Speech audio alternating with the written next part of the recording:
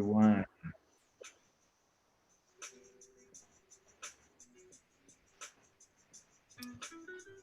And here we are.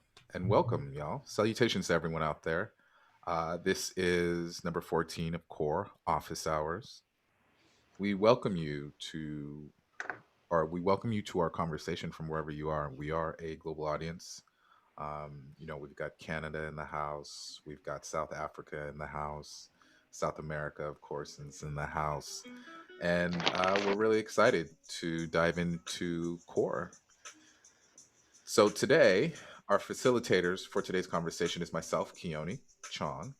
You've got Jose Caballer, and we've got the lovely Mary Gribbin. So today's conversation, as all of our broadcasts are experiments in co-creation. What we're really focused about doing is teaching leadership through design to empower the next generation of creative builders. Our goal is to redesign how the world works, and that's about putting people over process, product, profit, all of those things. Human connection above everything. As we say here, the currency is connection. So, today's episode, as always, is brought to you by Core Brand Discovery Foundations. And if you're interested, you can check it out at coresmagic.com. So, as always, we ask you to like and subscribe so we can continue to bring you this awesome content. And we want to remind you guys that we also have the Systm podcast. So it's out, it's on Apple, it's on Spotify. You can check it out on your YouTube channel. Um, Patricia, if you want to post those links in the chat, that'd be awesome. But we're really excited to share, our growth with you guys as we start to develop more content. And it's really around your needs and your challenges. So, with the intro out of the way, let's dive into today's agenda. So, we're going to have our drop in. It's going to go about 15 minutes. And that's where we open the circle and really invite you guys to share a little bit about yourself, your name, your location, and a question of the day. Then we're going to talk a little bit about this theme, the digital creative economy. And that's something that we have going on. Every week we have a theme as it relates to, creative entrepreneurship. And digital creative economy is today's theme. And we'll talk a little bit about that and just introduce you to some of the principles that we think is important for you guys to know and understand as you guys grow and develop in your careers. Then we'll open up the floor for core Q&A. So it's live questions, and we crowdsource our solutions and our answers based on our experiences and special knowledge and expertise. And then finally, we end with the upload. And this is how we close the circle. The upload is where we talk about uh, what are the highlights that we really want to take away from today's conversation and take with us as we grow and step into our own worlds again. So, without further ado, let's dive into the drop in. So, the drop in are three elements: name, location, and a question. Today's question Super is AD drop. It hasn't been. Wait, have? Like, what's going on there? And we can live, like, finish the question. How many times have, how many core facilitations have you done? Awkward yeah. question. Like, for the number. There we Hmm. go. There we go. So I will model that. My name is Keone. I'm located in Los Angeles. And I have probably done yeesh, maybe 300, 250 core facilitations. Um, yeah, I mean, professionally, maybe about 40, 45. But I have done it for everything underneath the sun. It was how I really like built up my acumen and familiarity with it. So yeah, that's the drop in, y'all.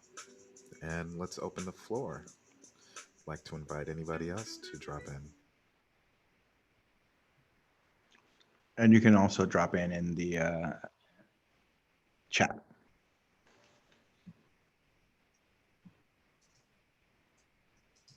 Well, here, I'll model it while we're waiting for the shy people.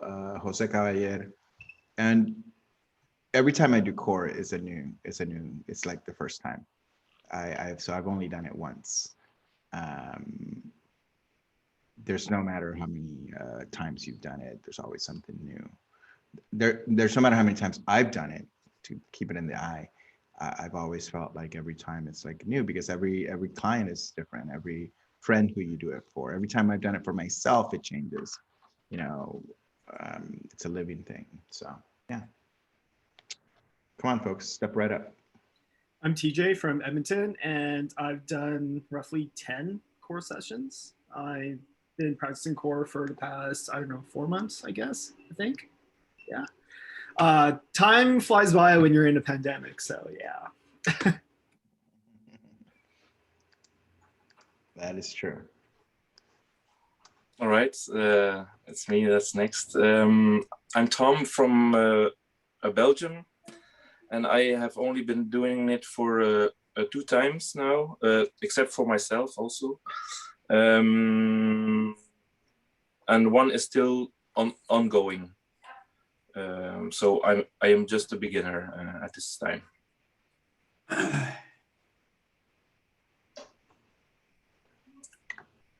Who wants to step up? I'll jump in. I'm Sergio from Buenos Aires, and I've done core for clients like 10 to 12 times now. And for me, I've done it like once a year since I discovered the Jose videos and the school back in the day. But yeah, that's it. 12 times, maybe. Hi, I'm Patricia Maliksi from Manila, Philippines. I have done about 20 to 30, including the ones I did with the community, because here we practice facilitation, and so we also do it for each other. Yeah.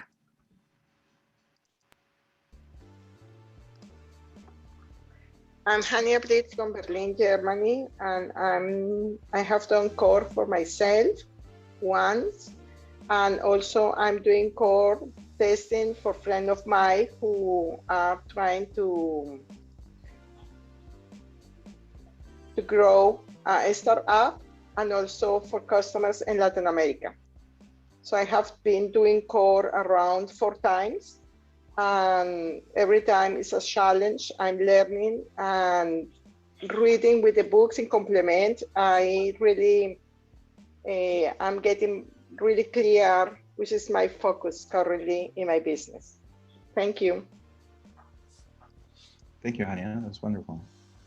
3 more people. Is that everybody? I can also read some of the ones in the chat.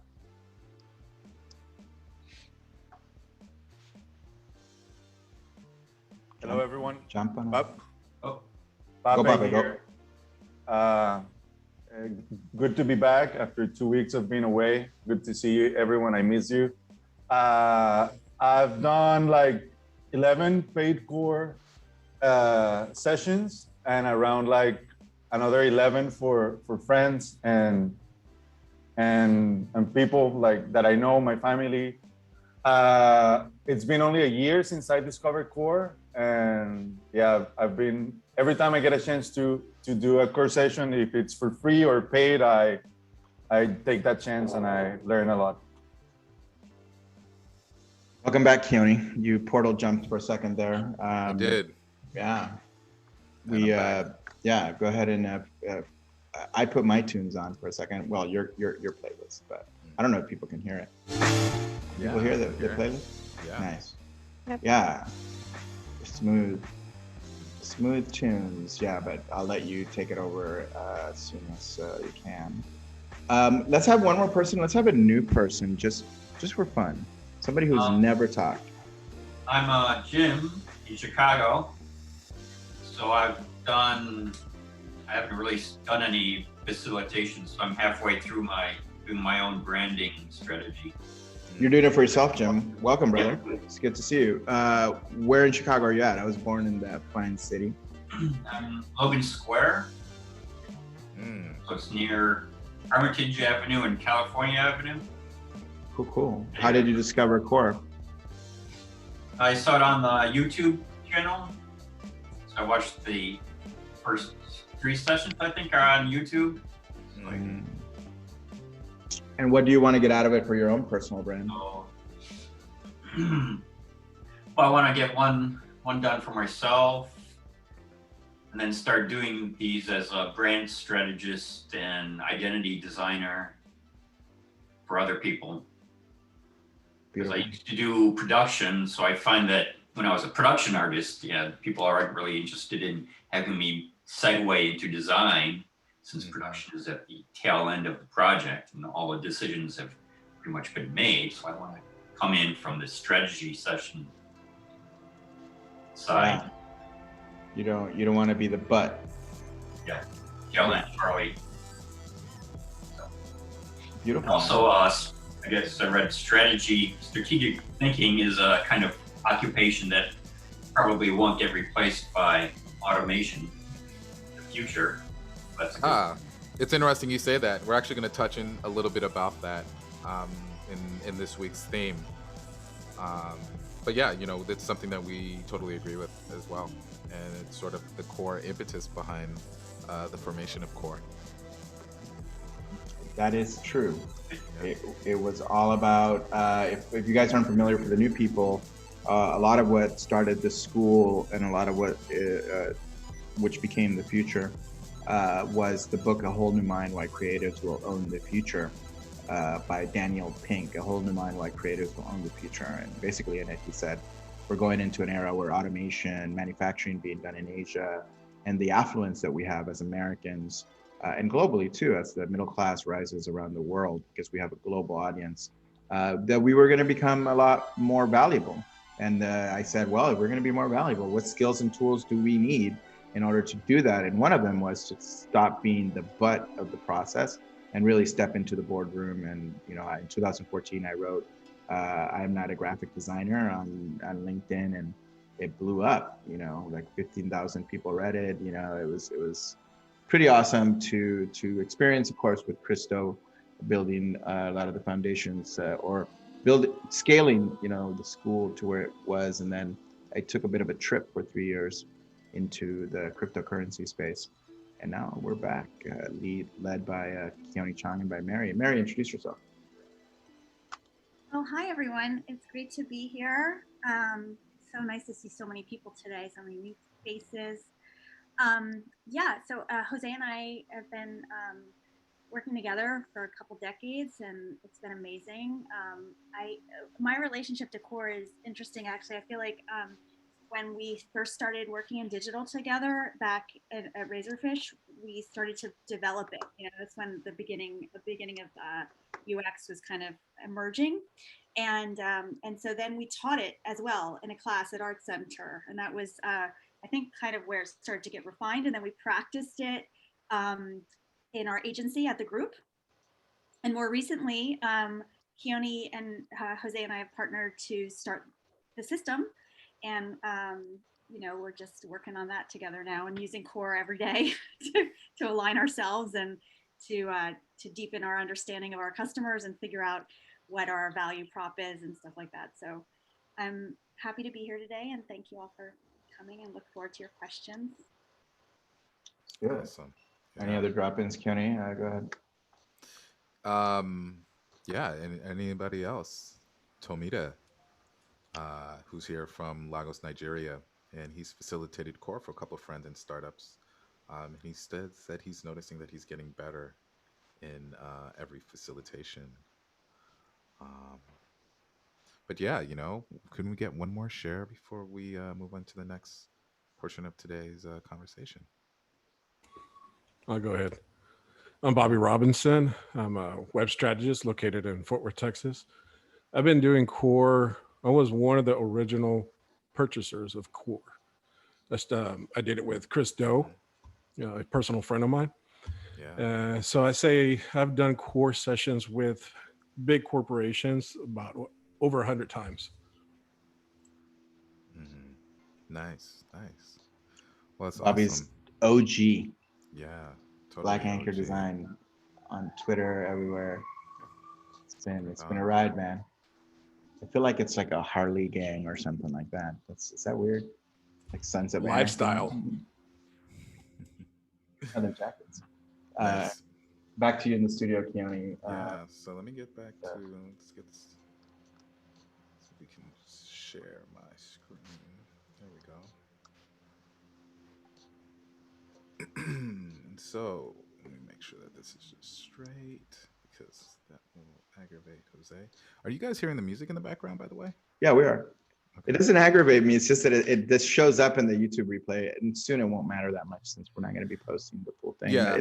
It's a little faint. It's the spirit of Christo comes over my shoulder and goes, "That doesn't look right." Okay. Yeah, but you guys are hearing the music. Okay, great, because it's not. That's my measure of quality. It's like, shit, is this good enough? That Chris would. Wait, you guys are hearing music approve. now? Because I'm not No. hearing music. I don't hear it. Oh, Okay, I'm hearing all right. my own music. Oh, All right. that's So, maybe why. I got music in my head. You're partying on your own. Please share the I'm music. like, great, yeah. He was like jamming on his own. Like, can you share it, please? yeah. Sorry, Don't man. leave That's us like, hanging. don't bogart the music. Are you guys hearing the music now? No, Oh yeah. not yet. All right. Portion of screen and sound. Anything? Put the volume up a little bit.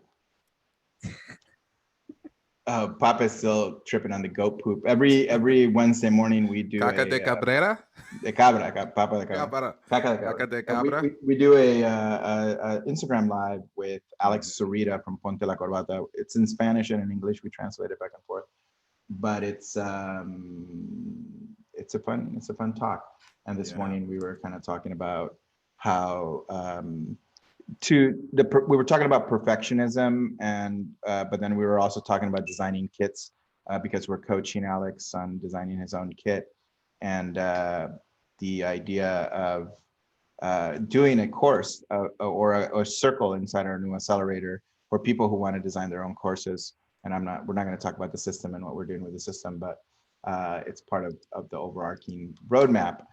Came up, and how to make the modules smaller so that they're easier to kind of consume. I used the metaphor that when we lived in the Dominican Republic, or in Puerto Rico actually, when I was a kid, we had a goat. It was right before Christmas, which is not a great time for a goat to be a pet in Latin America. But the poop was very small. And yes, we ended up eating the goat for Christmas, which is just not great. That's the way to end the story, but yeah. I don't, and I don't know why that's such a coming of age story, because my best friend from Pakistan, he had almost the same exact experience. I had. They ate their goat? Yeah, he ate his pet goat. Oh man, that sucks. All right, so if we don't have the music, I mean, I guess we could. It doesn't matter. Like it's a technical issue. Yeah, I don't know what's going on. But here, you know how we solve it? This is how we solve this technical issue very easily. We adapt. This is like building camps at Burning Man. You just gotta like make it work. However you make it work. Make it work. Make it work. And then it is your playlist. So we usually don't have any technical problems. This is like the first time we've ever had them. So here we go. Boom, boom. There we go. A little bit of massive attack. There we go. Thank you for the drop in. Let's talk about the digital creative economy. Yeah, Keone, do you want to introduce this? Like, how did this come up? Yeah, guys, before you continue, the volume is kind of high. Yeah, let's go down, maybe up a touch, maybe about 10%, and then we'll go. There we go. Perfect. So, Thanks, let's talk a little bit about this. So every week we have a theme.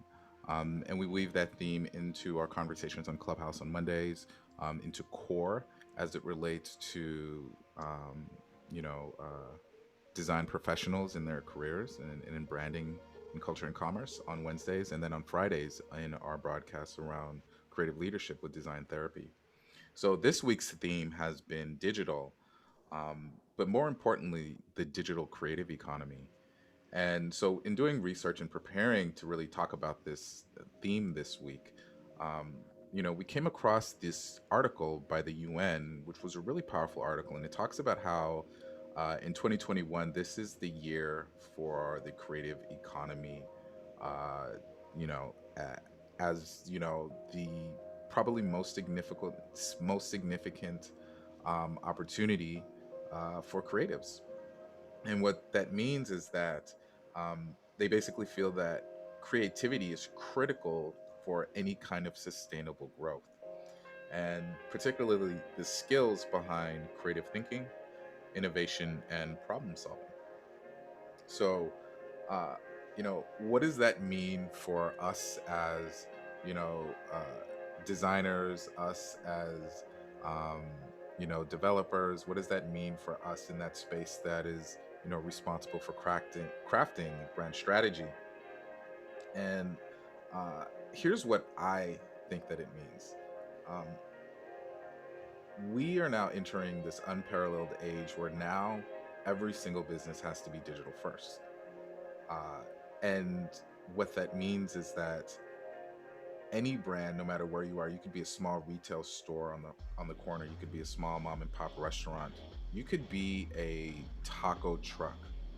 If you aren't able to have an identity that's digital, if you aren't able to transact through digital means, you're going to be at a disadvantage. Period. Um, why that is, really special for creatives like ourselves, is that cultural creative is the key to sustainable growth. It's the key to really help business grow. To grow, yeah.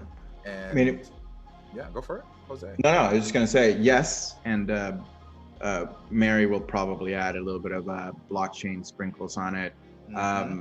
And that's what we're here for in general, is just to really empower the global creative community, specifically to get involved in those businesses. It's harder sometimes to get involved if you can't understand like the impact that you have outside of just the pixels and, the production aspect of it, as our brother from Chicago was mentioning. So yeah, this is super important. Mary, you want to add any blockchain sprinkles, and then I want us to dive into the Q&A quickly as possible, so that we have at least 45 minutes of that. Yeah.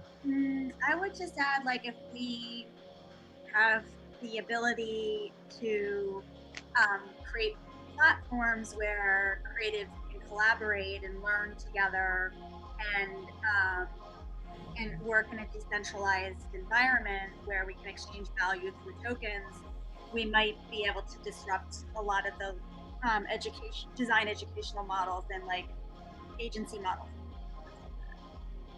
Yeah, we said this earlier. We know that our current system is broken. The only way to change that system, as Buckminster Fuller says, is to design better systems. The key in creating these new systems and architecting these new systems are the cultural creatives ourselves, those that are on this call right here. And if we can create new and better systems, then we can effectively make all of these systems that we're struggling with now obsolete. We can let them die off into obscurity, with new models, whatever that may be. It can be, product, it can be community, it can be technology, but it's an exciting time. And with that, let's dive into advice and rules. And advice rules. Yeah, I'll introduce this just because it's super important. One of the biggest things that I've been worried about as we introduce the Accelerator Program, which Keone and Mary have been working extremely hard to get going, and we're there almost. We're close. We're beginning to let people in, privately at the beginning. So it's going to be kind of like a club, and to begin doing some of the core training, some of the training around, including facilitation. So the reason I'm bringing this up is because if you've ever belonged to a professional mastermind or been part of any courses that, depend on peer-to-peer kind of exchange of advice and ideas, this has come up many times in the different things that we've been doing over the last year, and we had never really set the rules. So I posted it. If you're not in the Facebook group, Patricia, if you can put up the link, or Mauricio, we can actually get you in there. You might be in there already. It's based on something called Gestalt protocol, and I'll just explain it. It's basically, you don't give advice. You only, instead of saying, example, you should do it this way, you should do it this way. I'm telling you, this is how it works. versus, hey, here are a few ways I've done it, and I've seen it done. I've done it or I've seen it done. Primary experience or secondary experience. Speak from the I, only share a primary or secondary experience. Example, primary. This one time I did it this way, and you go step by step on how you did it. That's good. A secondary is I saw so-and-so, or fulano in Spanish, do it this way, and it looked like it worked for him or for her. Somewhat acceptable also because of secondary experience, or this is how so-and-so teaches it. I haven't tried it myself. Like, it's transparency on whether you've done this or not. If you haven't done it or seen someone do it, just say, I don't know how to, and I haven't done it, and then refer someone to it. One of the reasons why this is important is because humans, like choice. Nobody likes to be told what to do. And the advice can be received with resentment, not resistance, or trigger past trauma, or trigger past trauma, parents, relatives, smart-ass coworkers, or something that happened in the past. There are millions of ways to skin a cat, meaning that there are many ways to do things. What works for one person might not work for another. That's because of the different personality and also different behavioral and learning styles that different people have and different experiences. We're super diverse. It erodes harmony. It makes people feel tense. No one likes the know-it-all or like to be told what to do. I mean, the story that I put in there was, my dad, 6 years ago, he was a pastor. He's an Aquarius, so he's really smart and really heady. And he would always be in preaching mode to me, like if I was a kid. And I'm like, I'm a grown-ass man. I stopped him. I said, stop. No, speak from the I. Share what is your story? I wanted him to share his story, how, growing up, tell me something real. Don't tell me all this bullshit, what you think I should do. I just basically dressed him down. And that was a generational thing. That was the young man killing the father, right? If you're familiar with Star Wars metaphors and personal development. And, he stopped, obviously, because I was extremely forceful. And I did it. I said, we're not getting out of the car until we change this. I was turning the tables on him. And he started to share the story of his father. And of course, he started to cry, and it's so it opened up a new level of intimacy, and and we no longer had that issue of me having to listen to, because I wasn't listening to him. I felt belittled. I felt like he thinks that I don't know what I'm doing, or I'm whatever, man. So that's really important. Just listen to people, share your experience. And be really gentle, give options, say, hey, here's some ideas. I really don't know. Here's how I can support you. Number one, it's just listening and saying nothing it's better than giving advice. And if you're going to be joining the Accelerator program, if you're going to be part of the community, we're going to do modeling and slightly longer training on this, on how to speak. And we're also going to be doing how to do team consultations with 3 people, because it's going to be the foundation of our community. That's it. I'm done. I'm complete. I'm Jose Caballer, and I'm complete. You can add anything to it. We could model it, Keone, but let's just go into the Q&A. Yeah, you know what? We'll model it by the way that we in the Q&A. Yeah, in the Q&A. There it is. So, guys, hopefully that was clear. We just want to be respectful for you guys. And to make sure that we're not belittling you, that we take into account and we respect your challenges and your perspectives. There are no stupid questions here, right? And this is a judgment-free zone. So these are the protocols that we put to make sure that this will always be a safe space for you guys to learn and grow in your creative professional careers. And we will warn a couple of times, but then afterwards we would just remove people from the community if you continuously violate the protocol. Totally. I know that's the harshest thing I've ever said to this community. But yeah, we're here for you. So let's open the floor, guys and gals, and let's hear your questions. Where are you guys at? For some of you that are early practitioners, for example, it might be a project that you're on. What are the challenges that you're dealing with? And let's see if we can help each other grow. Dexter, yeah. Look, there's a lot of stupid questions. I've had every question. We have had every question about core asked in general over time. I big hats off to whoever goes first. Yeah. So, hi everyone, this is Paulo here. I have a question. Where are you calling from and what do you do? Yeah, so my name is Paulo Chikotibando. I live in Tacoma, Washington, and I'm originally from Angola, southwest coast of Africa. And so I've been a graphic designer since about 2017. Well, in design, let me say that. But my previous background is in strategy, business strategy specifically. So I came to Core through the Future last year. And since starting, I started using it with clients and whatnot, as well as like family members and friends.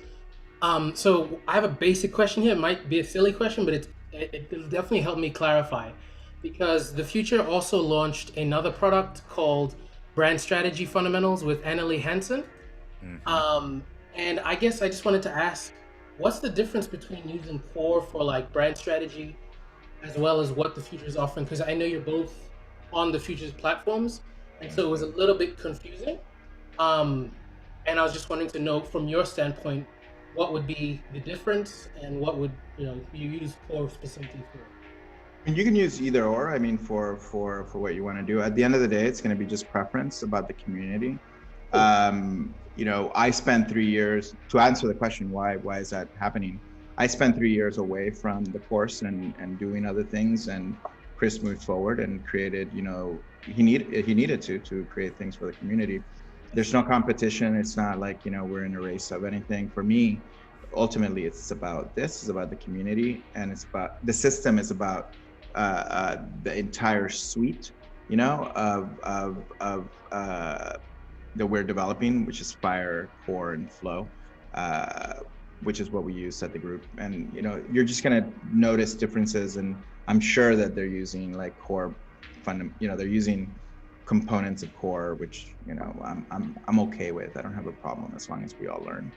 It's your choice which community you participate in, and you can participate in both. Awesome. That's been helpful. Yeah. I can share from you like my perspective, and so this is just me as an individual.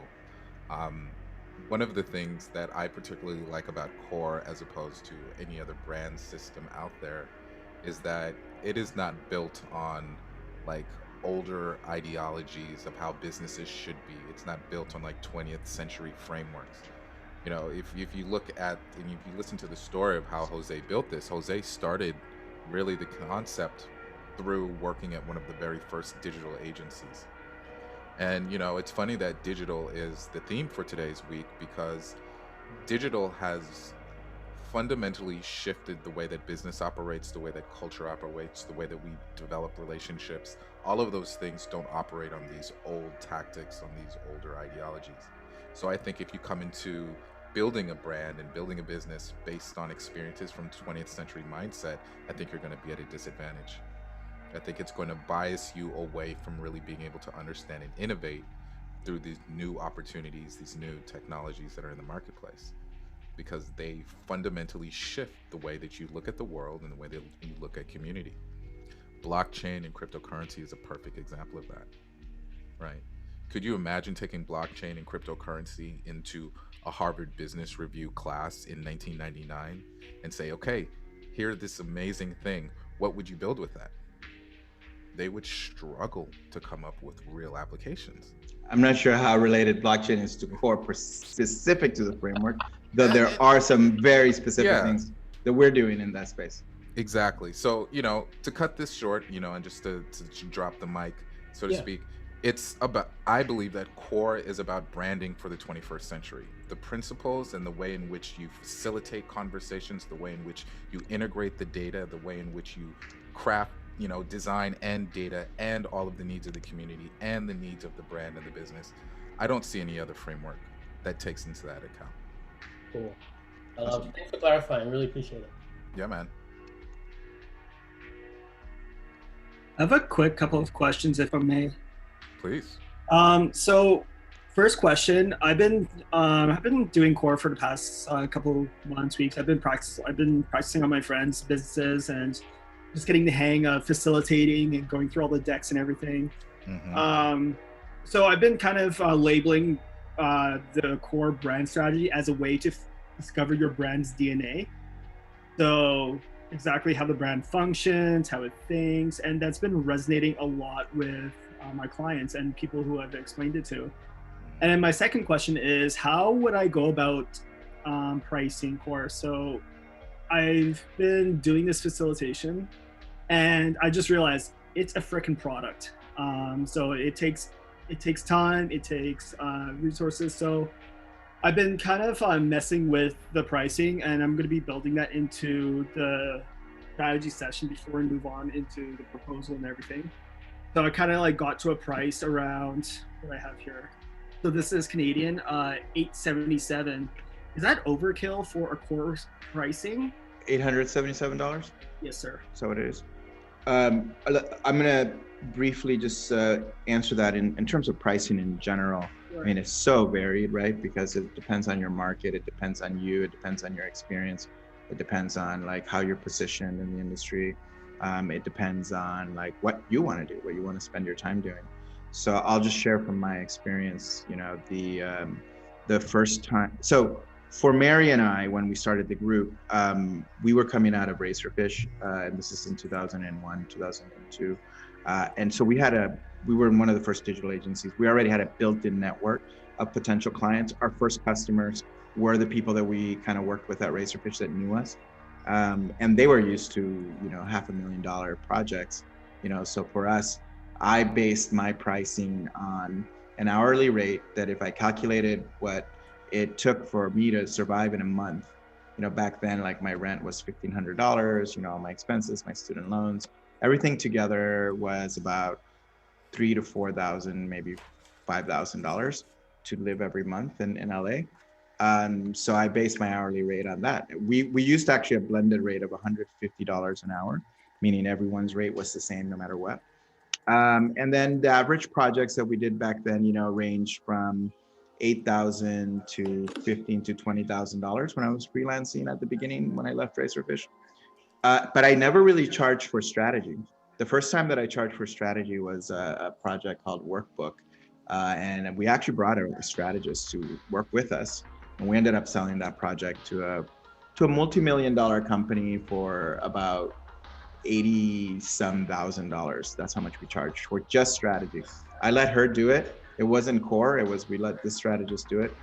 The complaint from the client later was that was a lot of money to get a 100-page deck, you know. So yeah, we got that, and then we did the rest of the design, the identity, and the website for like another $40,000. So the total project was $150,000. Now this is 2002, so we were positioned as an interdisciplinary collective. Here we are in 2021, and it's a commodity, you know, design, websites, all these things are just so basic. People, meaning are so people are used to $500 websites, right? So what you charge is challenging. For me, my point of view personally on do you charge for strategy or not? If you want to do that, if you just want to focus on giving people strategy, and you can put things like maybe stylescapes or recommendations or something in that, I think that might work. So to check my just start protocol, what I did there was say, hey, if you think it works, you know, that you want to do that and that's something you want to do, you could do it. Now, it's not proper gestalt. I shared my story, and then now I'm saying you have the option to do it in multiple ways. Is $877 a good price? It's super relative. How are you positioning it? I like brand DNA. That's great. What is the outcome that you want from it? Like, do you want to be able to just do those, or just not have to do the design work, which is so nice, just to do the strategy? And who's going to do it afterwards? Like, how do you provide support for your client to do that? So I have a bit of a system in place. So I've done a couple of core sessions where I do basically proposal, then core sessions, and then do the stylescapes and design and everything. So what I'm thinking is that I put the core session prior to the proposal, and make it sell it in a way where I'm telling the client, this is a way for us to figure out exactly what you need as a business, and then that way I can make a proposal that is relative to your problem areas, and that way we can solve it. Brilliant.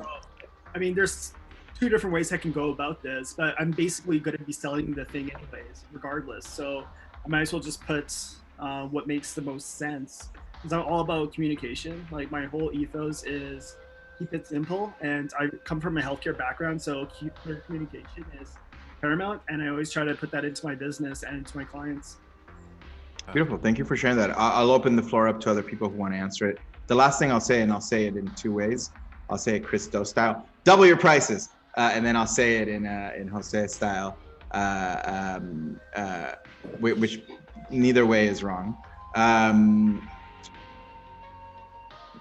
Play with different pricing ideas. You know, you can basically look at, one thing that we did a lot was we researched the client and we researched their revenue. You know, they might not tell you, but you can go online and you can kind of assume and make assumptions, or you can ask them. And some companies will have public revenue. And let's say, you know, that you don't know, but how many employees you have is a question you can ask them. And when we've done it, when we ask them, oh, you have 30 employees, you can calculate an average of $150,000 to $200,000 per employee. And that kind of gives you their revenue. If you're doing less than that, that's marginally problematic, because if the margin might be too tight. The yield per employee sounds very capitalistic, but per employee average is $250,000 per employee relative to your, you know, in services specifically. Product businesses might be a little different, or service businesses like restaurants, et cetera, might be a little different. But the point is, if you figure out their size and you say 10% of that is the traditional amount that is used in marketing, it could be less, it could be more, you'll be surprised to find that they might have had more capacity to pay more and you were undercharging. That's what I've experienced. So I'm Jose Caballer and I'm complete. Yeah, so the way that I interpret that is larger clients have larger budgets and you can charge them more. Yeah, and it's okay. It's okay to do that. If it's a mom and pop and they, you know, they're like, look, we don't have any revenue and I'm paying for this out of pocket. You know, you can be a little bit different, but yeah, gauge your client and also ask them what their budgets are and, like, you know. But it's interesting to hear your system, and you know, there's so many different ways of doing it, and yeah, try it out. If it works, it's great. Yeah. And to Bobby's point, yeah, small clients do have money. For me, it's always been like, I've always attached the pricing to the impact and the need of the impact. So in my experience, the most that I've been able to charge for core, just the discovery, is $15K. Yeah. And I wrapped it up in a $25K project. It was for a startup, and you know, basically $15K did the strategy, and for $10K we would do the deliverables, which would be a very early brand identity, a landing page, and some primary screens for iOS app. And they get core, the facilitation, as a strategy document. That was for me, and that was how I was able to do it. And that was only, you know, the clients were 2 folks. But then, you know, I've also had the situations where I've had a large company and a large client. You know, they have hundreds of employees, and then they're pushing back on core and trying to cheapskate everything, and you're just like, oh, I know you guys have the capital, but that's the game. That's the game. One question that somebody's asking in the comments specifically. Yeah. I love the core DNA. Oh wait, the core is it Bob Stevens? Core, is it a custom project or productized services? I'd like to know more about what that means, but I can answer it with just that. But what do you mean, Bob? I think it was I was addressing that it was put on a site for $800 some as a product, right? And that if you can sell the value of that product and replicate that to your audience, and get that across, that they should spend that much money on something that you're selling as a kind of product, versus having a conversation like you're saying and establishing how valuable is this to you, and more of a custom project. Got it. So TJ, the question is, are you selling it with the price on the website, like a service as a product, or are you doing a more traditional service sales cycle? More of a traditional service sales cycle, I guess. So like when clients come to me, They do a quick little call, and then I say, well, let's just, depending on what they need and where they're struggling, because I find that most businesses, they don't even have the strategy in place. Like the current client. They haven't thought about it even, yeah. No, they didn't even get there yet. So I'm like, how are you opening up your doors that you don't even have a strategy yet? But anyways, that's beside the point. That's beside the point, but that's a good point. Got it. So it's traditional. Absolutely. So oh, sorry, go ahead. No, I was just gonna say, go finish. You finish first. I was gonna say that. So take for instance, my current clients, they have no logo, they have no, basically their website's janky. It's their strategies all over the place. So then with Core, I was able to basically help them find their DNA and like boil it down to who their customers are, what their branding is, all this. And so I guess I can see it as a product where I'm able to sell it and commoditize it. And so just to touch on the pricing structure I'm doing, I did the original pricing that I bought the course from the future. So I did that plus 3 hours, because it usually takes me 3 hours to facilitate the thing, plus an agency markup of 20 per. Got it. So you're saying I'll cover the cost of the product plus my agency markup plus my time. Brilliant. That's brilliant. So look, at the end of the day, services are time and materials. Okay, I'll rephrase. My experience is from the services point of view is that we calculate everything based on hours. Even though we might have done value-based pricing, we still wanted to cover like, you know, our how much we were paying our resources or how much we were paying ourselves, plus markup, plus, you know, like with triple markup is usually what agencies use. We didn't use the word core. It was just the discovery phase. We did charge about a quarter of the total budget. So like that means that if a client was $100,000 total, and in our business plan, which I've been coaching Mauricio to do his business plan, it asks you how big do you want to be, like in terms of the scale of your projects, how much do you charge, you know, small, medium, and large. The confidence to do it at a higher scale, and this is for everyone, what we did was we did do a business plan. We did like put pricing, you know, buckets in. So when we were selling, we knew. We had to validate that with testimonials from previous clients. I recommended when I had sales calls with founders, CEOs, entrepreneurs, for them to talk to our past clients. And of course, those past clients were people that were warmed up and that we said, hey, can we refer you for a referral? And we validated our worth before we kind of moved forward. So whenever we quoted a price, clients would say like, you know, okay. And then we increased the pricing as we increased the visibility of our business by being involved in the community. We got offices, you know, for some weird reason, agencies, if you have an office, people think like, oh, wow, you're legit.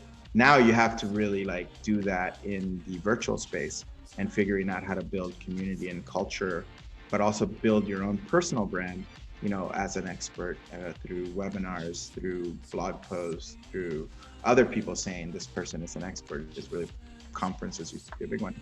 So there's a whole hat trick to raising your prices that takes a little bit of time. The first step, and again, I'm trying to get in just our protocol. What I always recommend for all of us, including for myself, is to do core on yourself, understand who your customers are, understand their needs, and understand their price tolerance, and then experiment with, you know, the price tolerance of different clients. And like Keone said, you know, you could have a corporation who will have a different budget. You can have a nonprofit who will have a much smaller budget for the same project. You know, you could do the same project for $10,000, for $50,000, and for $1 million. Same exact project. That's how crazy pricing is. I've seen it done, and I've answered this question before this way. It all has to do with your relationship in the industry to the other person buying it, and to how big that company is, and how much cover your ass they need. Like if it's a large corporation, they'll usually choose the more expensive consultancy that costs them $1 million, that they've worked before and that has a name brand, so that they don't get fired. You know, I've heard that. We hired Razorfish because I didn't want to get fired. You guys are supposed to be the best. When I was at Razorfish and I was selling with, you know, the account managers, you know, we heard it all the time, like, oh, you guys are supposed to be the best. And that comes back to bite you in the ass. I said, we hired you guys because you were supposed to be the best. So when they're upset, they also point it out, you know, so yeah. Anyway, let's move on to another question. Thank you, TJ.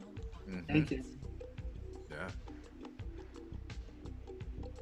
How valuable has that been so far for everybody who's here, everybody who's new? Keone, any thoughts? Mary? I have a question. Mm-hmm. So recently I've been invited to, no, I have the opportunity to use Core for non-design work, like for business consultancy and business acceleration kind of works. So I wanted to ask if someone uses Core for non-design work and how they go about the deliverables of the project. For putting the concrete case, I have a lead, a prospect that wants me to help her with the business development strategy for her business. And I want to use Core at the beginning for setting the strategy, the right direction. And I don't know how to go about the deliverables because this time I'm not going to be designing stylescapes, logos, identity, but producing a plan or something like that. So if someone has done that before or something similar, it would be super helpful to listen and to learn about how did you guys do it. Let's open that up to the community. Keone, do you have any thoughts on that? I do actually have some examples, but I'd love to ask the community first before I present my thoughts. Okay, I would like to answer, and I'm going to explain Sergio in Spanish in an email, in a private email, but I'm using Core to promote inclusion and diversity, to promote education in these two topics.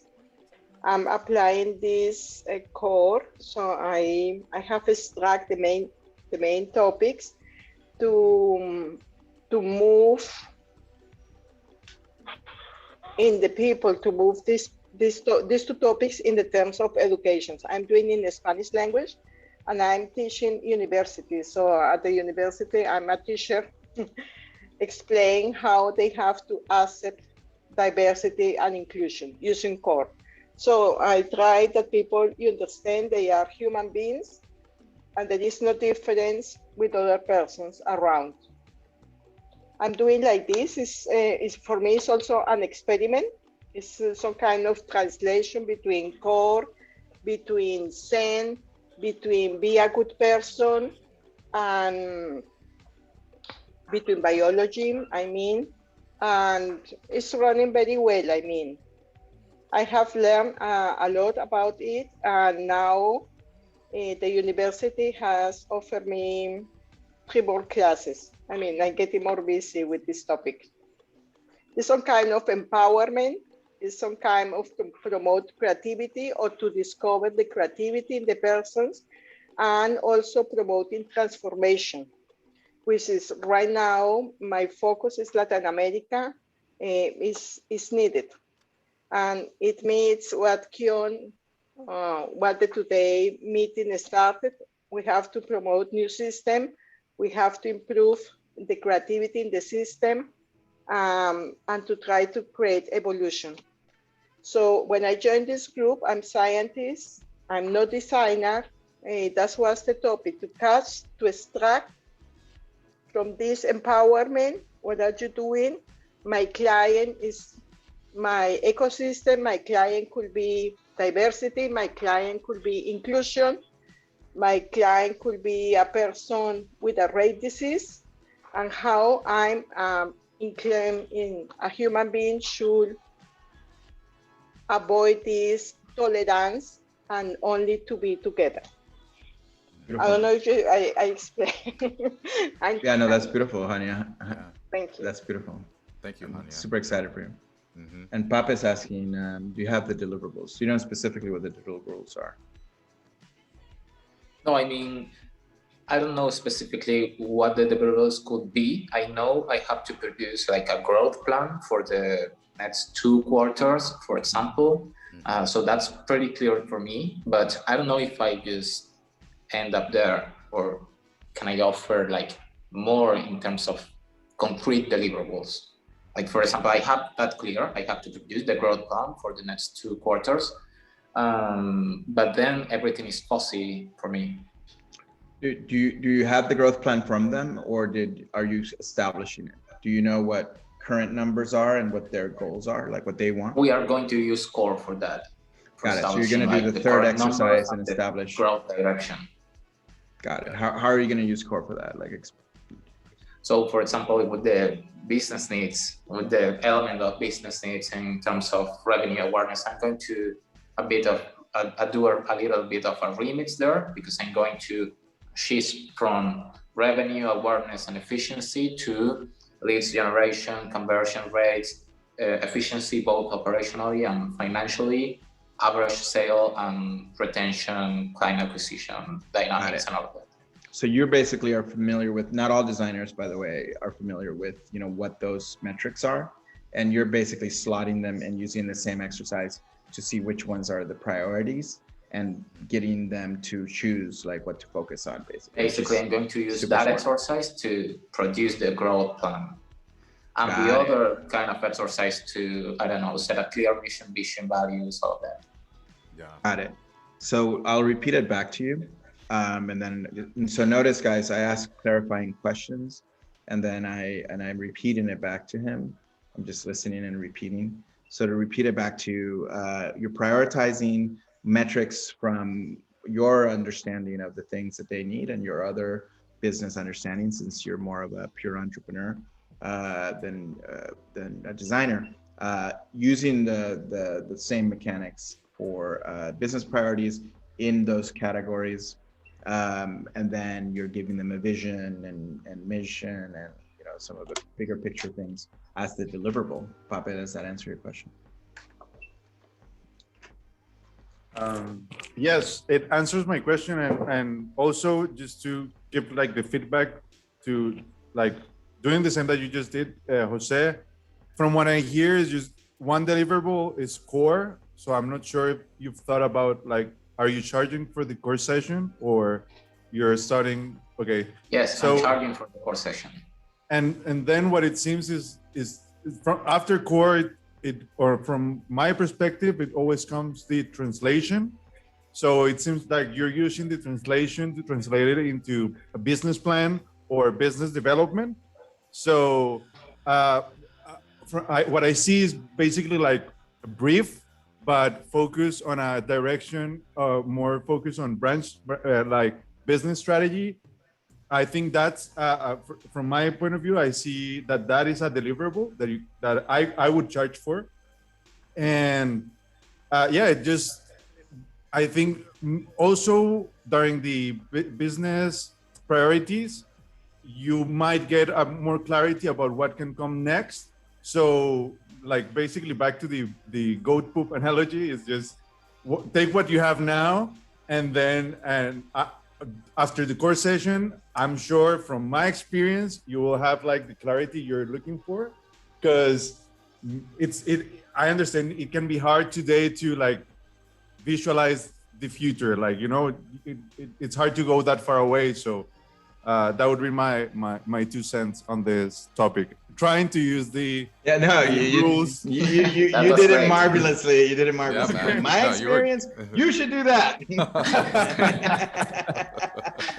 Good effort. Thank you. No, that was awesome, Pape. Yeah.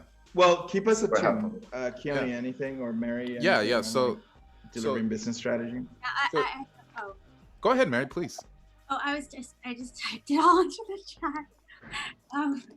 Right there, I just put it. Like, I like trying this agile pricing thing that I've learned recently with a friend of mine who I've been working with my client project. And so like you could do, anything with core, right? Over a fixed time for a fixed price. And then you can determine with the client in a planning session what you're going to do, right? So maybe you could try just helping them see that your time is worth a certain price, and there's this thing called core, and there are all these activities that are part of core, and it's somewhat modular. Like, what do they need? What do they need to do first in the first 2 weeks? What do they need to do in the second 2 weeks? And when you and then you can come to that part's more flexible, right? But the parts that isn't flexible is your price and your time. Yeah. So I think it's an interesting way to think about work in general. I mean, you can do anything in 2 weeks, but they're going to have to pay you what you're worth, right? So that's kind of how I've been looking at it lately. Fixed price, variable scope. So that's awesome. That relates a little bit to TJ and to the pricing conversation. Yeah. It doesn't necessarily relate 100% to Sergio in that, like, what do you deliver when think of Mary like OKRs or KPIs. He's talking about how do I manage the process of delivering just business strategy and holding the client accountable and having impact for the clients. That's a whole new realm, Right. and it brings up some things that I want to do for us, for the system in the way that we're doing the business right now, because I was talking to Mary about this yesterday. So yeah, anything you can add to that. If you need a go-to-market strategy, I would try to outline what the activities are in the same way that I just kind of described. Like, what are the activities that you need to do in order to get the outcome that the client needs? Right, but the client is not suggesting that you could do them with the client. He's trying to figure out which ones he needs to do. So it's like basically what exercises in addition to the prioritization. He's mixing his knowledge with core. Yeah. Are there any other things that that you can add that he could do in it, other than asking the client? But that's a great one. Ask the client what do they need. I would maybe do a planning session where you could use, like Patricia, we were talking about this a couple weeks ago, like a service design model where you figure out what is the experience that the client wants the customers to have, and then what internally do you need to do to make that happen. That could be one way to approach it. Yeah. Okay, that's great. That's great. That's a good one. So what Mary's, you create a blueprint.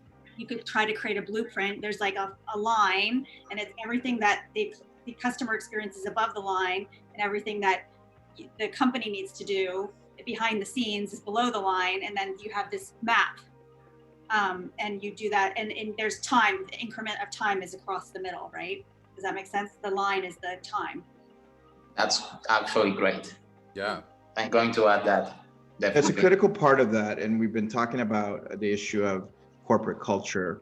A lot of the challenges in corporate culture come from bad planning, meaning you can set the goals and the objectives of, we want to grow revenue to this much, or we want to grow customers to this number, or we want to grow our social media to this number. We want to do this, et cetera, until you're blue in the face.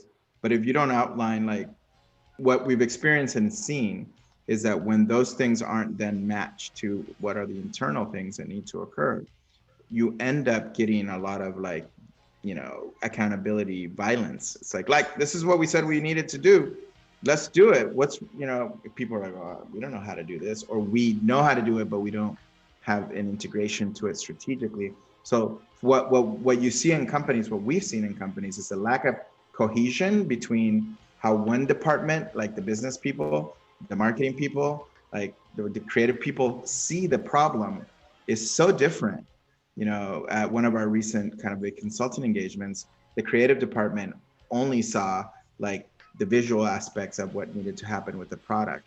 The product people only saw the ingredients and the cost of manufacturing. The marketing people only saw like the social media, and like none of it came together cohesively until we aligned everyone's kind of goals and brought everybody to the table and did all the exercises together.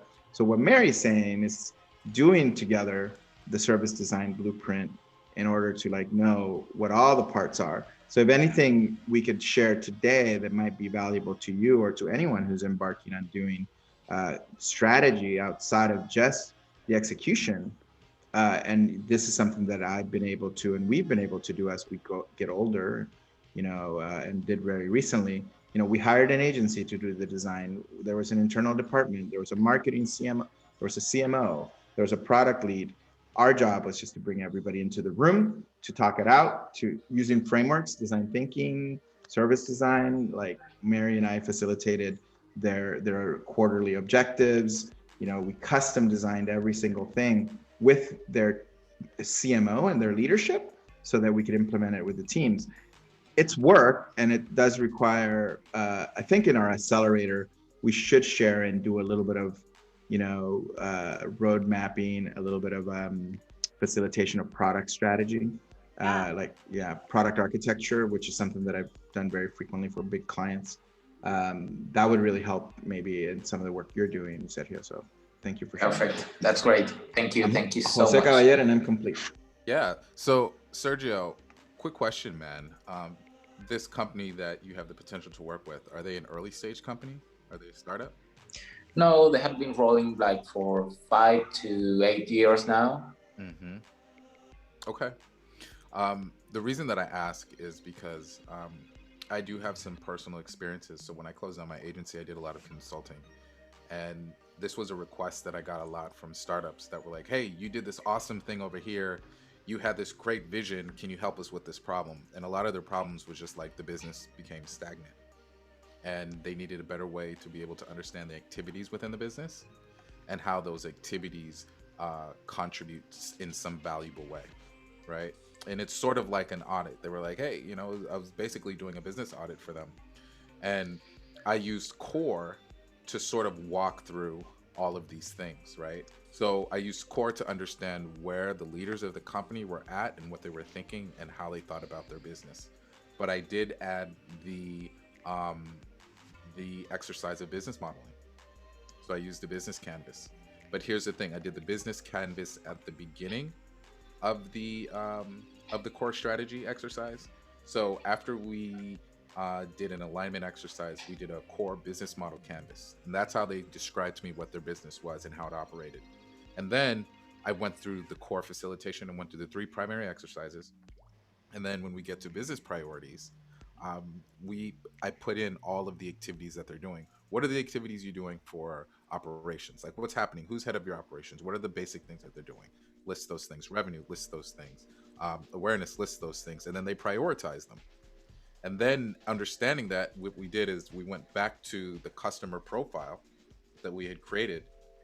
And then I led another business canvas modeling experiment based on now our review of understanding everything that was in the business. And if we could change, right?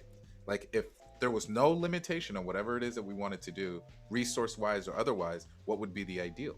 And then we architected that. And then we looked at the 2 business models and we're like, okay, now we can see where the disconnect is. And now we can see how we need to start changing things. But for me, and the reason why I asked you at what age, this was a startup that was doing a major pivot. So for them, they knew that they had to make a drastic change because their current product and service wasn't in alignment with their audience, right? I don't know what the situation is for you, but I just want to be very clear. Like, there are ways to do it, and to look at core as just a set of tools, right? This is how I I would look at it as just a set of tools. I would look at it as a set of tools, right? Right. I don't suggest looking at it in a way that you have to do all of the exercises or all 6 of the exercises or any of those components. I look at the challenges of the brand, and then I try to pull the exercises that will give me the greatest clarity on how to solve the challenge of the brand. Yeah, and I think Sergio's got that. I think the one thing that we added here was Mary's suggestion of kind of like a service design, external and internal. What you just added, to summarize that really, because what you added is also important, all the perspectives, and if anyone has perspectives, the modularity of it and having the ability to, which he's already doing, he's already using the different exercises in slightly different ways. You added the business model canvas as a potential. That's a nice one. To clarify, like, here are the customers, we're doing it right now. We just redid so I'm switching it to example. SWOT analysis, that's another one from TJ. There's all these different tools. Something that Keone has been designing into our Accelerator program is that we have repositories and examples of other tools other than Core that we use for the work that we're doing. And one thing that I'm very agnostic about platforms.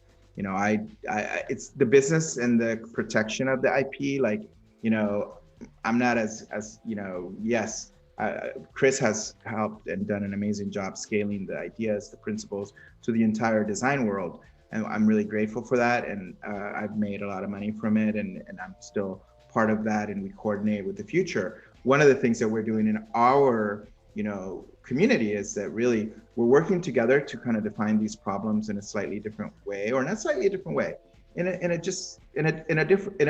we are who we are, right? Keone, Mary, me, and all of you beautiful people, we are the system, and getting stuff from each other in a way that is very harmonious is really our goal.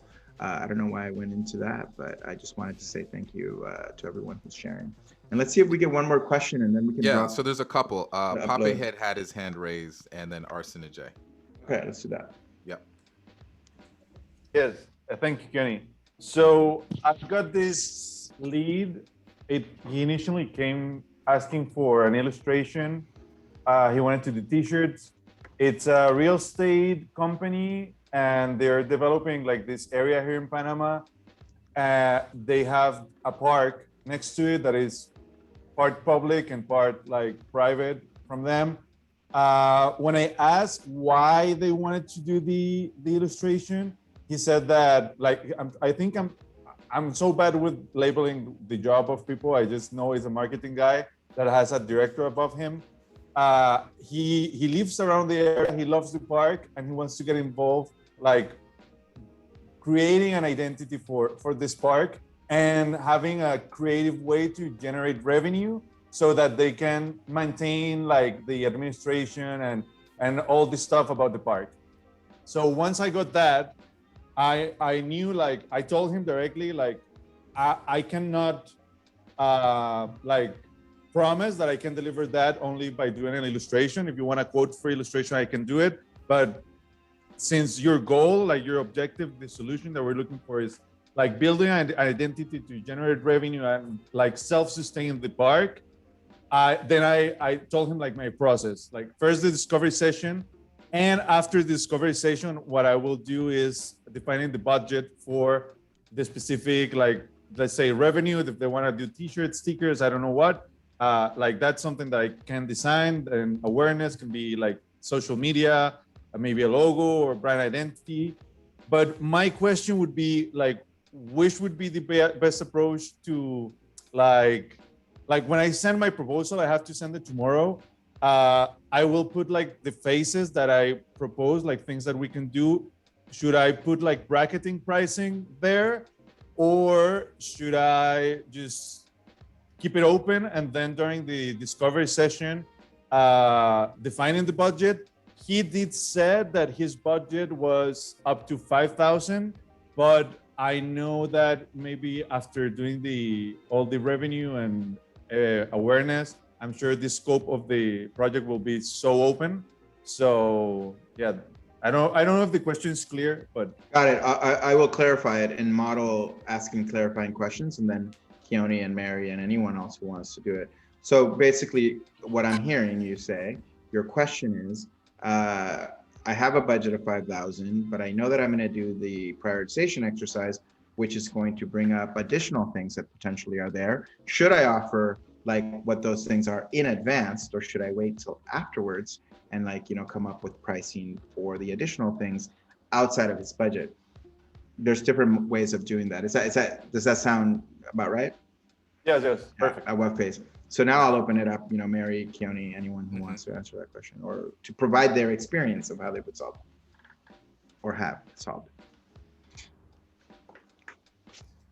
Yeah, Sergio. So let's see if I do it right. In my experience, the first couple of times that I use Core for graphic design related projects, I just charge it for the discovery session, and with the prioritization exercise, I added a third column. That's one for doability and desirability. I added one for like estimated price.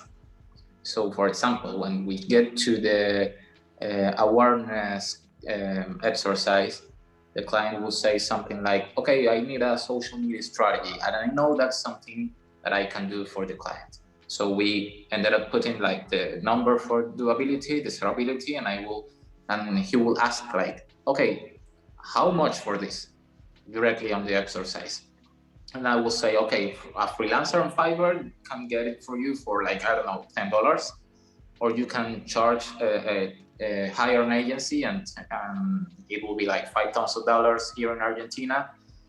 If I do it, it will be like X amount, and we have that. Like you bracketed between a high risk, which is you hire somebody on Fiverr, or hire a big agency here and pay this much, or I'll take care of it for you and you do it in the middle.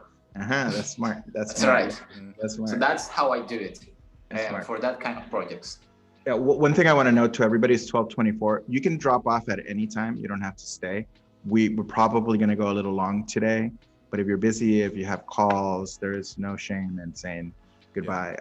Just say goodbye in the chat, and we love you. And one thing you got out of today that you learned, so that when we read it back in the replay, Keone can read those. And we appreciate you being here and participating in core office hours, and we love you. So yeah, that's just. And go ahead, Keone. Patricia, real quick, Patricia, can you drop the link to the Facebook group? This is where we post the replays. So if you have to bounce and you want to check in on the replay later, you can do that, or you can check on YouTube if you could post the link as well, Patricia. Yeah, you can drop off anytime you want. Yeah. All right. Or you can back to you in the studio, Jose. Well, yeah. So now I'm opening it up to everybody else. So Sergio's recap is beautiful. I recapped it. He's price bracketing. He's not giving them a pre-price. Any suggestions, Mary, Keone, anybody else on pricing this for Pape in Panama? Yeah. So one of the things that I do when I'm looking at a project and I'm trying to determine how I want to price the project, because I've done it all. I've done value-based pricing. I've done, just straight out, like project rate pricing. My favorite is Agile pricing. All of my most successful and lucrative projects have come through Agile pricing, and that has allowed for me to also build and develop the relationship with the client, and slowly work your way up to larger projects. And that's just my approach. I think one of the things you have to take into consideration, Pape, is looking at the project and saying, like, is this a client that I could build a long-term relationship with, or is this like a smaller, like a one-up project? That's important to note. I know for me, there's been times where I thought the client would like to build an ongoing relationship. And so we did Agile pricing and provided, smaller incremental design deliverables. And after 2 months, he's like, okay, looks like I got just about what I think I need, and then just cut the project. And I was like, ugh. Obviously, we haven't gotten to anywhere where you need, because you still have so much more to deliver to your customer. You still have all of these complaints. They were a retail establishment. But he was of the mind where I'm going to spend the cheapest amount that I need to spend to at least keep me afloat. And sometimes you run across operators like that, and it sucks. But that can be, a con of providing Agile pricing. But those are just, some of my experiences, some things to be aware of, and how you, qualify, the way in which you want to price. Yeah, it's beautiful. One last answer from me, or what? Somebody else was going to go. Go ahead. Yeah, I was going to go. Bobby, go. One of the things that I'm going to recommend to everybody, I mean, this is up to you, with pricing, just remember a $500 client will never be a $50,000 client. So price yourself and stick with that price. That's my opinion. Yeah, that's a good one. So yeah, whatever you price it. Whatever is, and don't. Yeah. So for you in Panama, Pape, and then so that we can go to either at least what we need to start. What do you call it? Doing the upload. And talking about the accelerator a little bit. I see the differences and the dynamics between clients in the United States and clients in Latin America and clients in Europe or clients in Africa. I don't know if we have anybody from Africa here. One of the things I hear the most is, how getting the value of design into the minds of, Latin American or African clients is so difficult. But it's also difficult in the United States. I don't think Latin America and Africa have any, or India is the other place that I hear challenges in getting the value. for you, Pape, because you're such a brilliant mind and so connected, and you know, you can build a great rapport with the client. I would just be very transparent. Like, you know, what I did most, and Mary can either, you know, share or this or share or not, was really be 100% transparent with clients. Like, I even provided our clients like a spreadsheet, which I do have, and I can actually put in the Accelerator, which had what we're paying the resources, what our margin is, and what we're charging them. And because there were clients in $1 million project, if you're doing $1 million project and with a larger agency or client, they have price auditors who are auditing your numbers and your profits, and you have to provide that to them. That's why I have that. It's not. If you're doing, you know, a smaller client or smaller project, it's fine. But if your client is American Airlines and they have like a corporate auditor, like I have to be on the phone with their legal team and their auditors, like looking at our numbers, which is a pain in the ass, but you know, we did it. So being transparent and saying, look, it costs us this much to do this. We are happy to do as much as you can once you're done with that exercise, you know, of doing the prioritization, and really simply saying, you know, for 5,000, which is your budget, we could do these. Do an estimation session. Maybe even what we used to do is estimate with the developers and the designers and the team in the room. Now, that is super transparent. You don't have to do that if you don't want to. It's not based on value-based pricing. It's just based on being profitable and not over offering. And it also requires you to know how to do agile-based pricing, which is a bit of an art form. So that's my 2 cents. And I'm Jose Caballer, and I'm complete. Now I think I'm in Clubhouse all the time. Was that helpful, Pape? Yeah. Was that Yes, helpful to you thank guys? you. What I get from it, and I think Bobby, he chatted like, I won't send like numbers before the discovery session. I would like to talk that I like more talking about money, like with the person in front of me. And to answer Keone, I do see this relationship growing a lot. Also, the client, since it's real estate, they tend to have bigger budgets. I know it's not 5,000. He's just throwing the anchor. Yeah, he's throwing that in just to like get you like to a baseline. I will just throw the anchor higher, and yeah, I'm also a big fucking lion, so I won't let them like get me. So yeah, also it's just a lead. It's nothing like it. A lead is a lead. It's not job. It's not work. It's not a job. Yeah. But it does look like the challenge for me going from a solopreneur to working with a team that I can connect. So I'm excited about that. And thank you, Sergio. Thank you, Keone. Thank you, Jose and Bobby. Yeah. Awesome, man. Excited. Keep us in the loop and let us know how that develops. Arsenije, you will be our last question for today. Thank you. So I'm currently working for the startup as CTO and product designer, and we are currently pivoting to completely different model. We were doing something like Airbnb for gyms, and now we are moving more into space of online classes and something that we are calling like augmented fitness. And I'm planning to use the core in order just to align us, because there are 4 founders and I'm the like technical director. So my question is like any other tools or tips how to use core just for the alignment, although I think it is pretty good to so I'm not planning to use it for any design, just to have like alignment where we are going.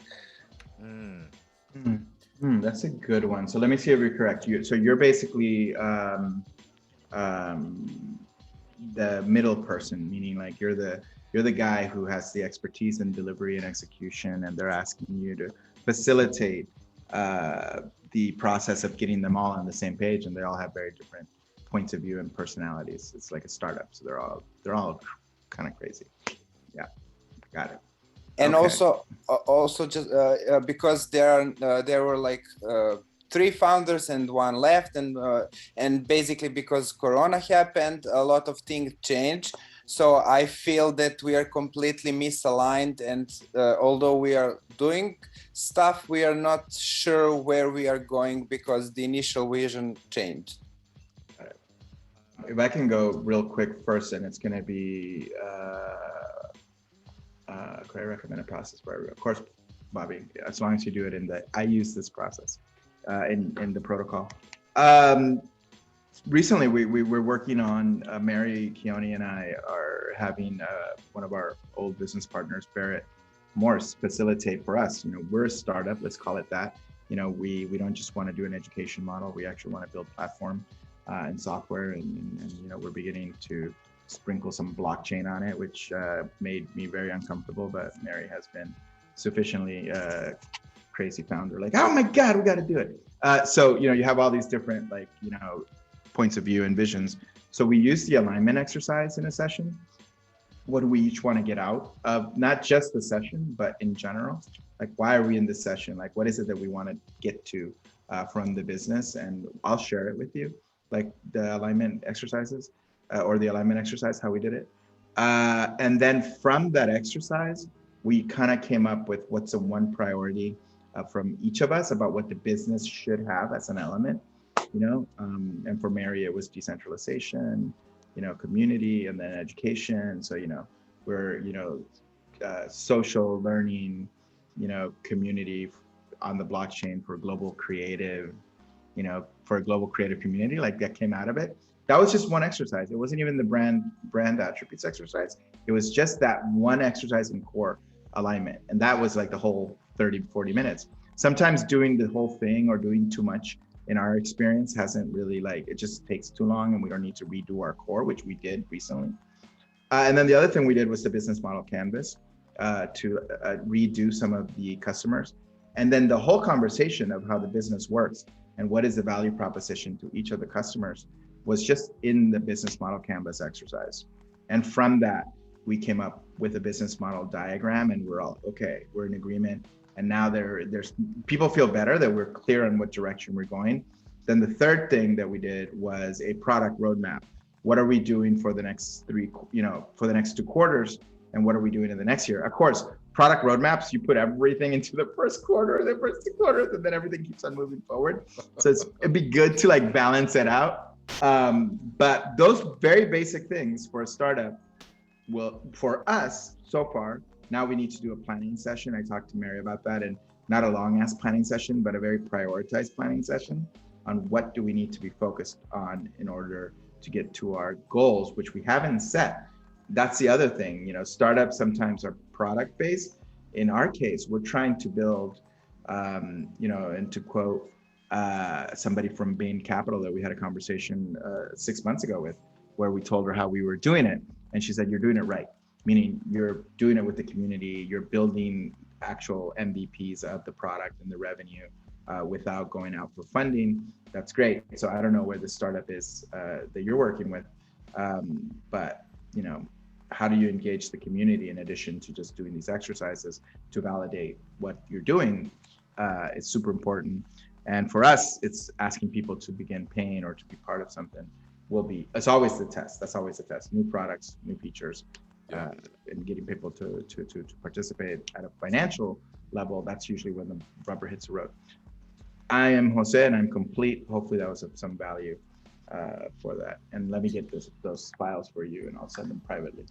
Yeah, that was amazing. And just as to iterate what I understood, so basically to use the alignment exercise as conversation starter, and then when we align around that, to use more business canvas to put everything down on the paper, because as you said, we created I was creating, basically that was like my improvised version of core in a sense, because when I started work with this startup, that was first time when I moved from just doing the development to helping them like develop product vision. Basically they have just idea, and then I tried to help them nail the roadmap.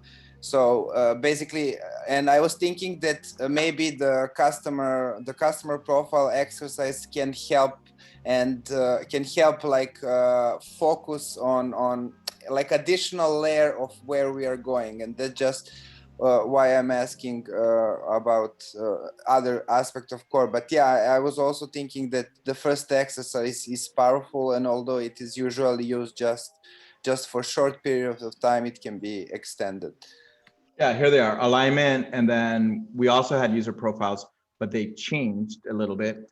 And then we have the Black Jesus strategy, which is like the summary of the alignment exercise, the product roadmap, which is a little bit too center heavy, and then we have the business model canvas, the old business model canvas that we had done 3 months ago, and then our old profiles that we did about 2 years ago, and then working on like the model diagrams and coming up. It was all collaborative. Everybody was on Zoom, and it basically, some people don't believe in business planning this way, but for us, it's just because it's all of us. It's not my vision. This is my spark, but it's what does Keone want? What does Mary want? What does Barrett want? And how do we put it all together and make something bigger than just ourselves? Like at the end of the day, folks, the system is not about one individual. It's not about me. You'll never see my picture in any of the marketing or the advertising. You will see all of us because, Papa is more important. That crazy background that Adriana did is way more important. I need to figure out how to do that on my Zoom. I think I just need to download it. But this is Bobby's point of view. What was it that you wanted to share? And then we'll go from there. Okay, so the process that I do, that I recommend this to anybody. There's 2 books that I would recommend you guys to read. And then after you read them, do core, redo core again, and it's going to blow your mind. So the first book, these are friends of mine, Emily Ruth Cohen, Brutally Honest. And then Douglas Davis. And then I would recommend recommend this book first, and then this one, and then redo core, and it's gonna like maximize it. Yeah. Beautiful. Thank you for that. Yeah. Oh, look at that. Jaja has the book. That's a good book. Yeah, I've got mine just over here somewhere as well. Hey, Keone. Yo. Is it okay if I sneak in a quick question? I know we got to go, but I just wanted to sneak in this quick question, if that's all right. Let's do it. So I am in the beginning stages of trying to take some content I have to package into a product, and I was wondering if you guys had some thoughts that you could share on packaging, marketing, and launching an educational product. You should have joined our call this morning because we're gonna do it in the accelerator for all the people that want to do a product. We're gonna have a product circle, and we're all gonna create our course together, including Keone creating the fire kit, Mary creating the flow kit, me updating the core kit. We're going to do it all together as a group. Yeah. For accountability, and because my God, we need to do this stuff. So that's one answer for you, but Keone, go. So the biggest thing that I can say is to build through co-creation, right? Like if you know what you have and you know that it's valuable, even if it's just a couple people that you know that it might be valuable to, get their views, get their feedback on it. And I'll share, anecdotally speaking, the Accelerator Program, which we're going to talk about a little bit before we close out. As you know, we had been doing this broadcast for a year, and we were really concerned with the needs of the community. Cliff, you were like almost a prototype for that, right? So much of the work that we have done together, the conversations where I've had, the struggles that I've seen you go through, led me to go and do research around those problems, to get a greater understanding of them, not only for you, but as it relates to our whole like Pan-African diaspora, the whole creative diaspora, right? And then the whole, the economies as a whole in the world in which we're stuck in, and capitalist structures. Like all of these things were just floating in my mind. And like, how do we provide, solutions for these things? Of course, in going through and finding solutions, finding information that was valuable, being able to share these exercises with the community for free. Hey guys, here's this exercise. I think that it will be able to provide you guys some clarity. Give it a shot. Tell me what you think, right? Growing and co-creating, like we said, the system is this experiment in co-creation. That's the whole premise right there. And in the validation that I get back from the audiences, I've used that to create anchor points in this kit. And now we have pretty much a really clear concept and the exercises and the outcome that comes from the kit. We just need to package it. We're in the process of aligning our design together so that our packaging, products and everything else can be cohesive. That's our challenge. And it doesn't really matter. Like, I mean, there's been 3 or 4 different designs for core. For me, the most valuable thing is putting it out and testing it. Like the actual nuances of exactly what the design is less important than can people do it and can they get impact out of it. Like if Bobby can attest, the first version of the core kit is very different than the current one. Content has been added. I'm not even like, oh my God, the design's a little crazy. The current one, and now I'm redoing it and looking at it. I'm like, actually, Colleen is doing it now. So yeah. So getting an MVP is one of the most important. Yeah, get something out and see if people, you know what the test is? Will people pay for it? And you give them a guarantee. Like if it's not valuable, you give them their money back and they have no risk, right? So most people, if they get value, they won't return it. If they have a great community, they will stay with it. So building your community, now I'm talking out of the eye. I would say that for us, the most important thing has been building this community in the last year, and we want to continue doing so. So Keone, I'm gonna set you up for the dropping out of this, and then did that help at all, Cliff? Yeah. Thank you both for your thoughts on it. I'm trying to. I'm excited for you, man. I'm super excited. Thank you. I'm trying to build a package around my presentation on Black designers in American history. So I'm thinking about that. Test it out, man. Test it out. Mm-hmm. One last thing I'll drop and I'll say, and then I'll put the music back on.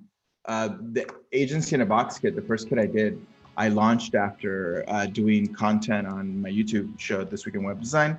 And it was a little messy. It was just because the way it was downloaded from Dropbox was just kind of crazy. But I actually sold it 30 days before I completed it. So I had 30 days to kind of put it together.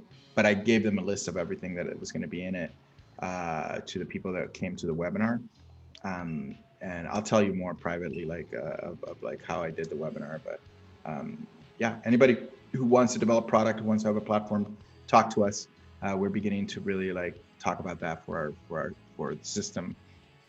Excited about it. So, all right, here we go. Music. I am complete. Sweet. So let's go to. I can actually give you the numbers. Slide 21. Do we want to do the upload? Oh yeah, let's do the upload. A brief upload. We are like 10 minutes behind. Yeah. So, what I'd love to hear from you guys was what was the takeaway from today? What was something valuable that you got from today's broadcast? Jose, could you turn the volume down? Maybe about 7%. Oh yeah, I just put it up by mistake. Yeah. So yeah, let's talk about the one valuable thing that we got from today's broadcast. And I'll share from the chat. From Pape, it was validate. That was his key takeaway for today. We have Dexter, who says that his takeaway that that Pape is a fucking lion. Yes, he is. Love it, man. Bob Stevens, takeaway. Great to hear all the perspectives and strategies on pricing. Yeah, man. Really love to see how everyone is wielding their expertise. From Patricia, loved hearing the experiences from each individual today. She really learned a lot. From Roxana, iterate and mix.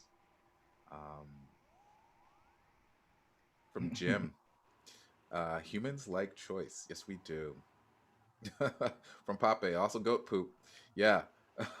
From Arsonage, remixing and using core like Legos. Absolutely, man. You nailed it with other tools.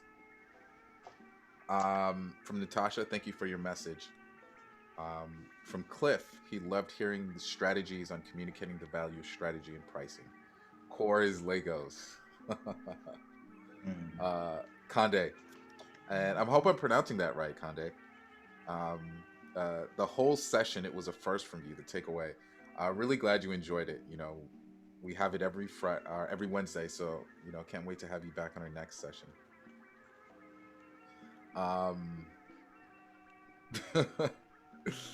Jose is referencing an earlier chat that we had this morning about Jose explaining goat poop with Rubik's cubes.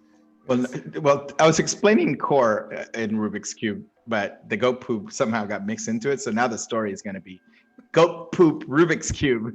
Which, yeah. So yeah, and I'll share, you know, and after that, you know, the floor is open. You know, I really would like for you guys to come onto the floor. What my takeaway from today is that, you know, all that we do is iteration. You know, like I'm really concerned with how this session can best contribute value to the community. And that's something that, you know, Jose and I have been discussing and, you know, we've been experimenting with. And to see, you know, the community grow, to see the breadth of experience and to see the diversity of perspectives is so important, and so valuable, and it's just really exciting for me.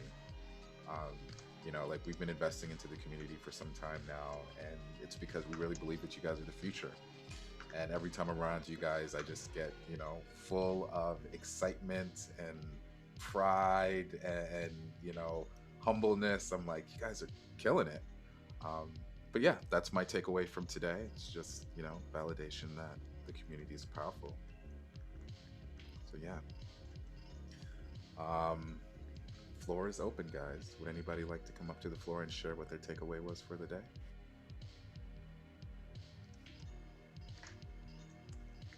I want to share a personal takeaway. So, you know, I've been like missing a couple of sessions since I've been working in the consulting company. So a couple of weeks ago, I thought that the consulting company didn't worth me like missing building connections and having these great internet friends that I have here. So I decided to do my resignation like a couple of days ago. And I just confirmed that that was the best decision I could make. So yeah, this was confirmation, my biggest takeaway from today.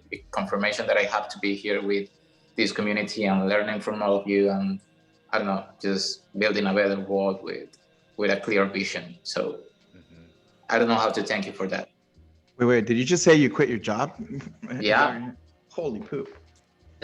Holy goat poop, Batman. All right, let's get you helping Pape. Doing some consulting. Congratulations. Yeah, man. Thank you. You know, that's awesome, brother.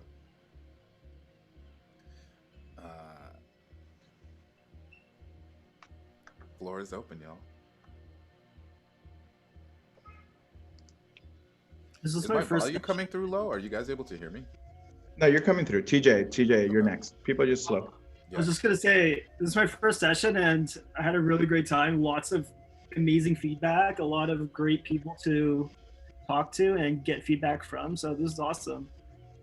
So I will be coming more. It's good to see you, TJ. And I want Papa and Dexter to be last, and then let's get this thing wrapped up. The two brothers from two different countries.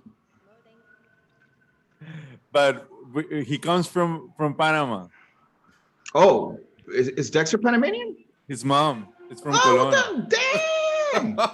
Now that explains the whole thing. Mine. That explains the whole thing. Yeah, but Bobby is the OG.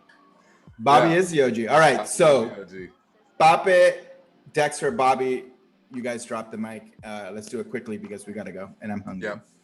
You know, I really enjoy being back. Really, I missed a lot being. I feel like I missed a lot, and like 2 weeks later, everything changed. I felt a little like awkward, like seeing like there's a lot of people, and that makes me really glad to see new people here. TJ, your question, I think it opened up. Like it made me think about what I wanted to ask. I didn't think about it before, so thank you for that. Would love to see you back here. And on Fridays is also awesome. So feel free to come. But my biggest takeaway is the validation and validating everything I do through transparency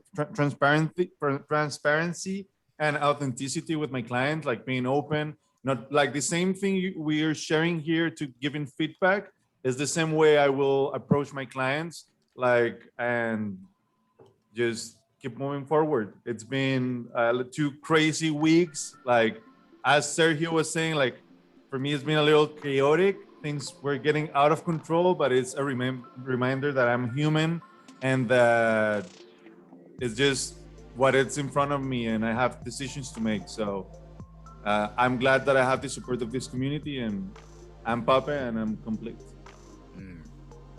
Thank you, Pape. Thank you, brother. Dexter. My biggest takeaway from today was just the support, of this community is so dope to me. To Sergio, I know that's a big risk, and I know that takes a lot of faith. So I genuinely, pray all that faith is returned to you. May the universe reward your payment of faith. And everything that you're striving for, may that be, presented to you. But it's just, a reminder that, we're all just people on our, individual journeys and path, and we've all been blessed as a community that our paths have intersected with one another. And so, I'm just grateful for this space for us to be able to share those experiences and, be vulnerable with each other and, kind of be guides to each other on these paths that we're on. So, I'm proud of everybody here. Much love to everybody here. And, may you continue, on that journey to find those answers, to find, your purpose, and to just continue to walk on that. And I'm Dexter. Y que eso para mi gente. All right.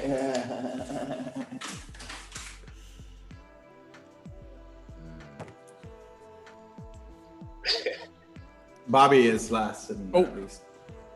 Hey guys, this is Bobby again.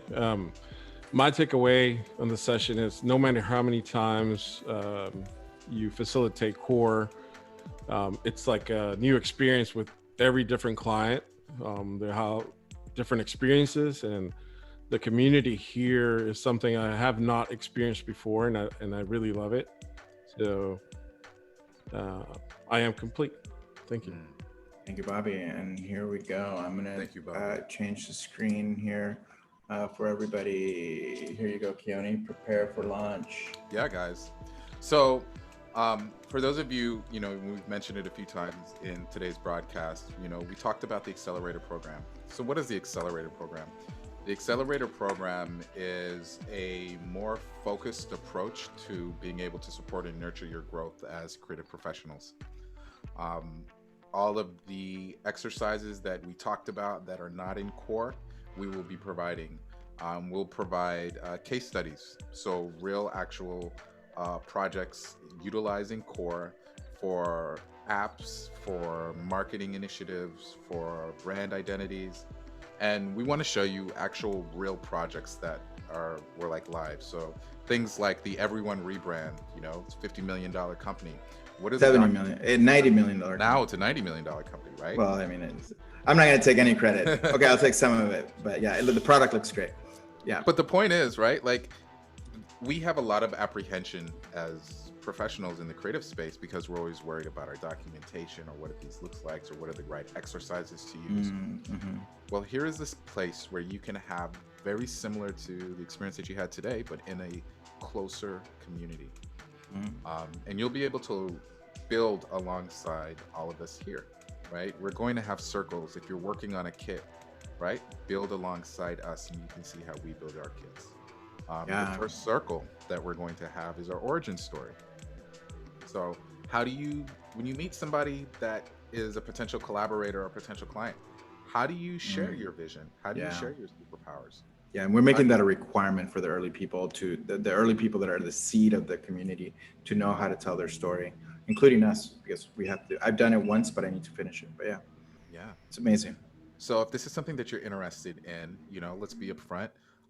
It is $125 a month. But the value that you'll get in the program is bar none, right? Yeah. Just about any case study or documentation that you might need, exercise that you might need to know, and how to execute, based on brand challenges, right? All of those things you can. Yeah, let's demo it on Friday. Let's just talk about it a bit more please come if you have time for design therapy.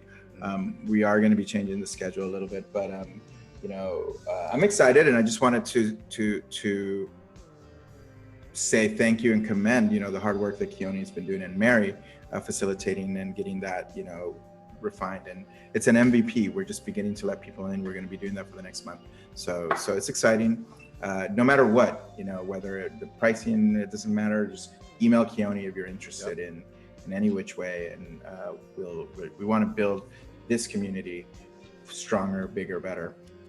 So anyway, let's socials. So we invite you guys to check us out all over the interwebs. Check us out at We Are The System, no E. You can follow me at Keone Chong. You can follow Mary A. Gribbin and Jose Caballer. We're on Twitter, we're on Facebook, we're on Instagram. I'm on TikTok. Holla at me, connect. I'm really excited to see what you guys have going on. And as always, today's episode is brought to you by Core. You can check it out at coreismagic.com. And we invite you to like and subscribe so that we can continue to bring you this great content. Guys, we are the system. Is that Archie in the background sleeping? It is Archie. He's not sleeping. He's just been laying here and looking at me lazily. But yeah, Archie's here hanging out. You want to say hi, Archie? Thank you, everybody, for staying a little late. Let's just get out of here and have lunch now, or like dinner, or from where everybody is. We usually have milk and cookies at this point, meaning like you can just talk and share. So we're going to do the same thing we do on Friday. It's just we'll stay on for a few minutes and people can do share whatever they want. Yeah. We don't have cookies. I don't have cookies, no, but I'm going to get some. There Cookies is no is for cake. Friday. We don't have a cake today. No cookies, no cake. Just a lot of love. Mucho amor. Right. Okay. And where is?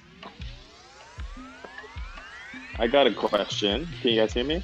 Yeah. What's up, Josh? Hey. So you guys were talking a little bit about like crypto space, or I guess blockchain. Yeah, DeFi. And I'm obviously pretty interested in that. Yeah, so I'm curious, like, I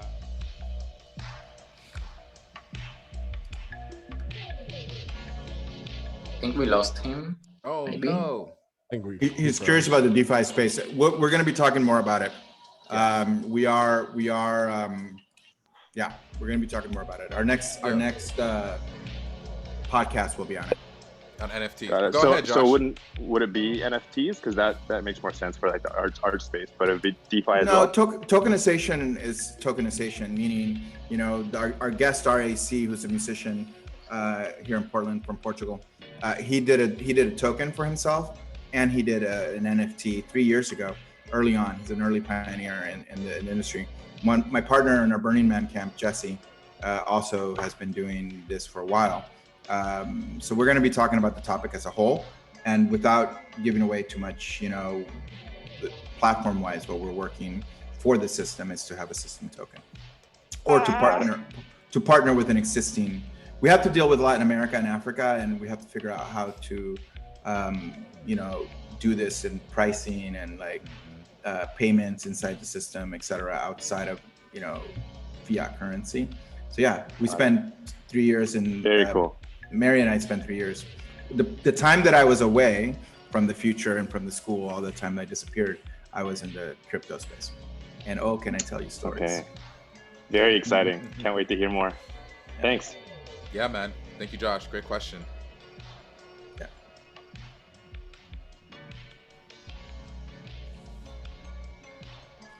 How's the music? We should have system cookies. We should have system cookies. That's not a bad idea. I'm having cranberries. I think That- we need. I'm Go for going it. to put a Jose. cake. No, I'm done. What do we need? I don't know, maybe some happy birthday Day to to you. Happy birthday to to you. Happy birthday, Keone. Happy birthday, Taurus brother. Keone. Happy birthday.